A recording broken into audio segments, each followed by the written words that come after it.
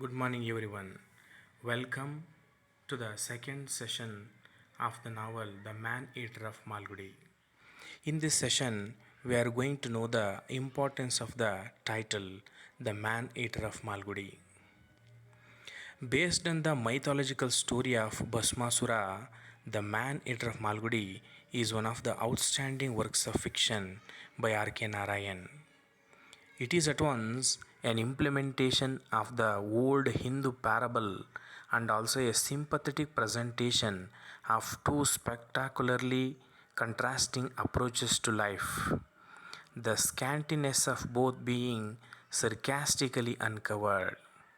The application of the Bhasmasura myth in the novel was a module of cognizant endeavor by Narayan as is gathered from the speech he delivered to the audience of Columbia University in 1972.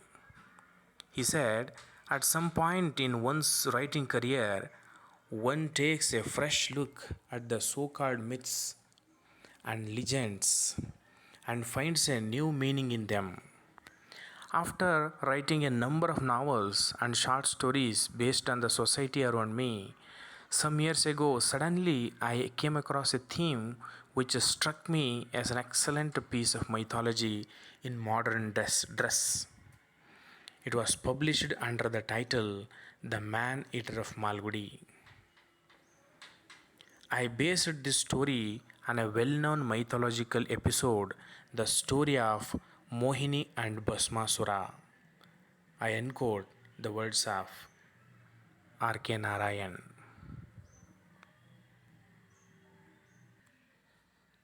R.K. ನಾರಾಯಣರವರಿಗೆ ಹಲವು ಕಾದಂಬರಿಗಳು ಮತ್ತು ಸಣ್ಣ ಕಥೆಗಳನ್ನು ಬರೆದ ನಂತರ ಭಾರತದ ಒಂದು ಹಳೆಯ ದಂತಕಥೆ ಏನಿತ್ತೋ ಮೈಥಾಲಜಿ ಅದು ಇವರ ತಲೆಗೆ ಹೊಳೆಯಿತು. ಅದೇ ಮೋಹಿನಿ ಮತ್ತು ಭಸ್ಮಾಸುರರ ಕತೆ. ಆ ಕಥೆಯ ಮೈಥಾಲಜಿಯನ್ನು ಆಧರಿಸಿ ಇವರ ತಲೆಯಲ್ಲಿ ಮೂಡಿಬಂದ ವಿಚಾರಗಳನ್ನೇ ಸೇರಿಸಿ ರಚನೆ ಮಾಡಿದಂತಹ ಕಾದಂಬರಿಯೇ the man eater of Malgudi. ಹಾಗಾದರೆ ನಾವು ಈ ಮೋಹಿನಿ ಭಸ್ಮಾಸುರರ ಕತೆ ಏನು ಅನ್ನೋದನ್ನು ತಿಳಿದುಕೊಳ್ಳೋದು ನಿಜವಾಗ್ಲೂ ಅವಶ್ಯಕ ಅಂತ ಭಾವಿಸ್ತೇನೆ. ಹಾಗಾದರೆ ಬನ್ನಿ, ಮೋಹಿನಿ ಮತ್ತು ಭಸ್ಮಾಸುರರ ಕತೆ ಏನಿದೆ ಅನ್ನೋದನ್ನು ಈಗ ನಾವು ತಿಳಿದುಕೊಳ್ಳೋಣ.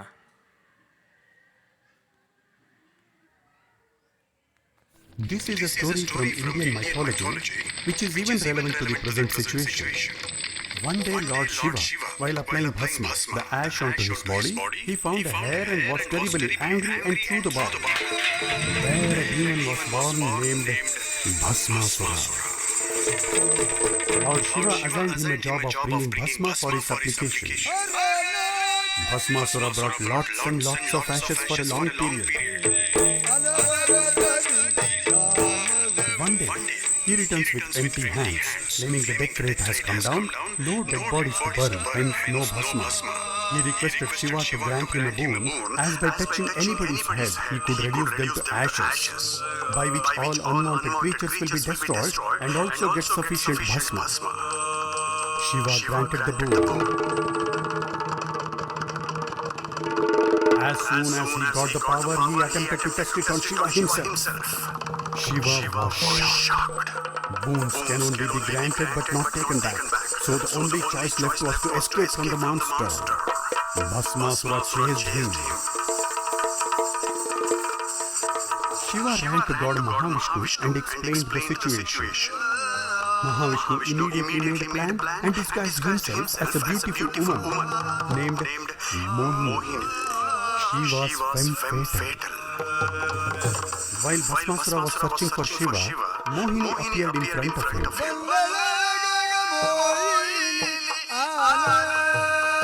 He was badly seduced and forgot everything else. He held her hand and asked, "Will you marry me?" She told, "You defeat me in dance and I'll marry you." Bhasmasura agreed and the dance began.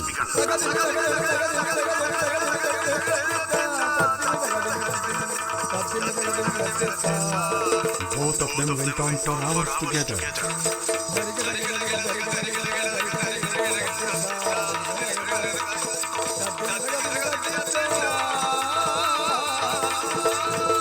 Mohini wisely makes a move by touching her hand to her head. He too imitates the same. Within no time, he was burnt into ashes. This was the end of the demon. But how is it relevant to the present scenario?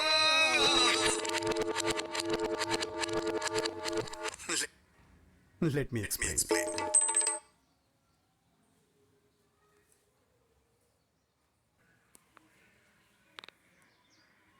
Based on this mythological story, R.K. Narayan has built up the story of this novel. It is the relationship between the narrator Nataraj, a witty but warm hearted printer of Malgudi, and Vasu, an eccentric taxidermist, who is at the heart of R.K. Narayan's novel, The Man Eater of Malgudi. Vasu, the taxidermist, has detrimental fortitude and has all the distinctiveness of a Rakshasa. ಈ ಕಾದಂಬರಿಯಲ್ಲಿ the man eater of Malgudi ಆಗಿರುವಂಥದ್ದು ಈ ನಮ್ಮ ಕಾದಂಬರಿಯಲ್ಲಿ ಬರುವಂತಹ negative ಪಾತ್ರವಾಗಿರುವಂತಹ ವಾಸುರವರು. ಅವರ ಗುಣದಿಂದ ಅವರು ರಾಕ್ಷಸನೇ ಸರಿ ಆಗಿದ್ದಾರೆ. ಹಾಗಾಗಿ ಈ ಮೋಹಿನಿ ಮತ್ತು ಭಸ್ಮಾಸುರರ ಕತೆ ಆಧಾರದಲ್ಲಿ ಮೂಡಿ ಬಂದಿರುವಂತಹ ಕಾದಂಬರಿಯೇ the man eater of Malgudi.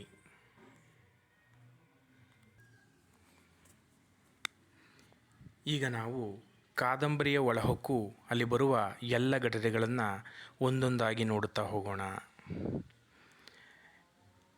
In the beginning of the novel we are introduced to the printing press of Nataraj, the protagonist of the novel.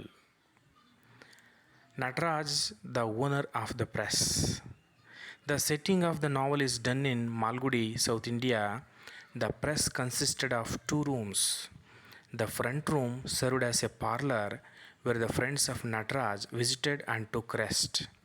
Customers also sat there.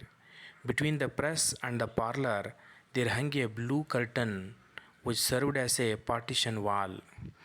This was seen as a sacred tradition of the press.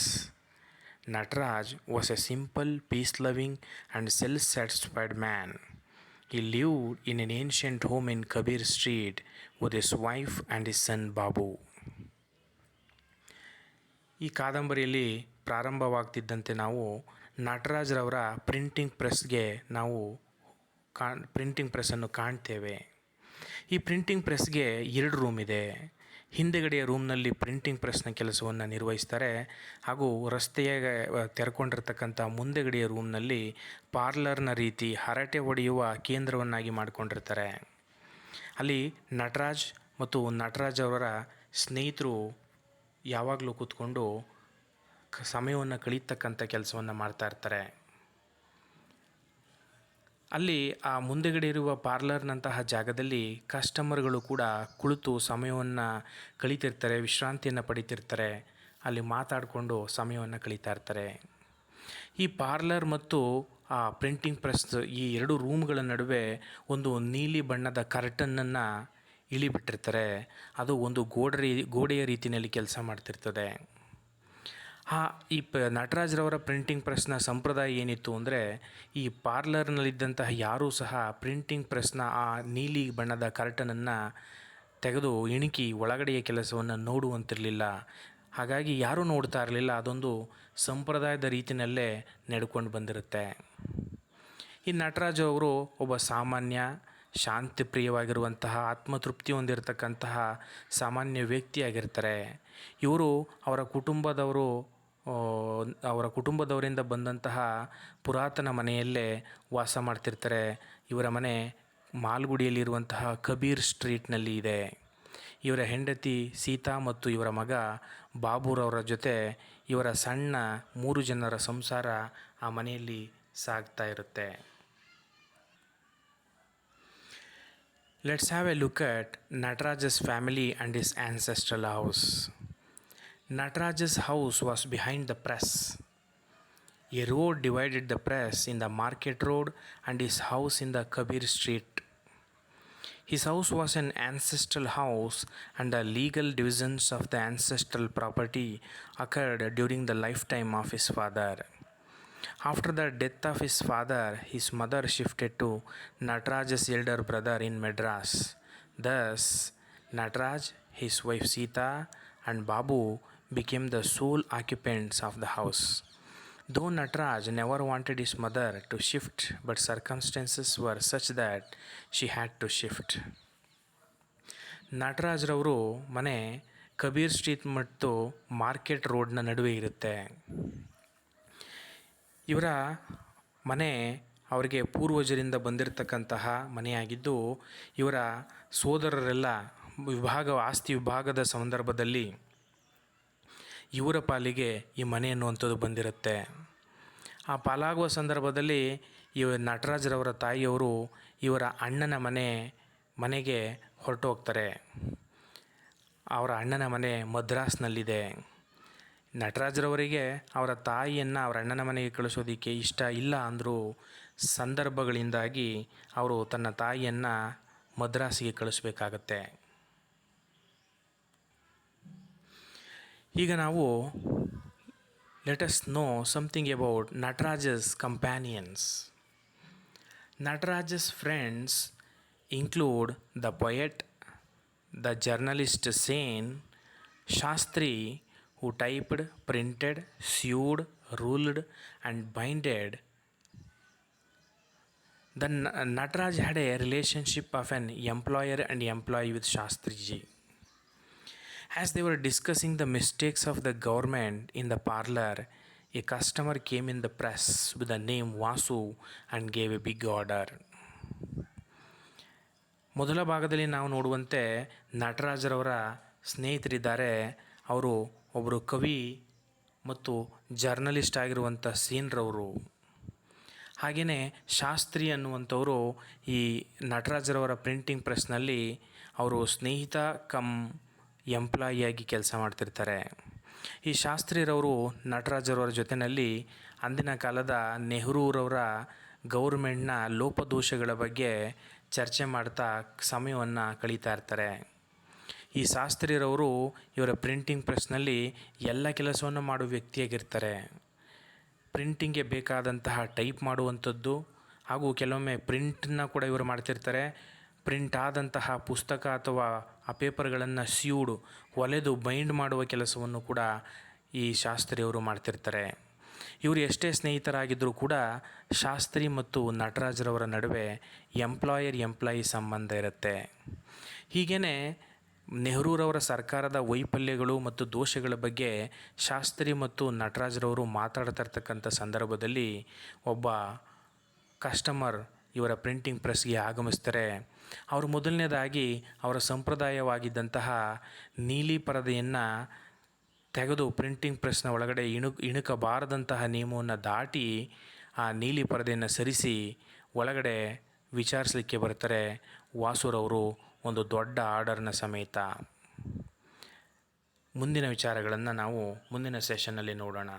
Thank you for listening to me.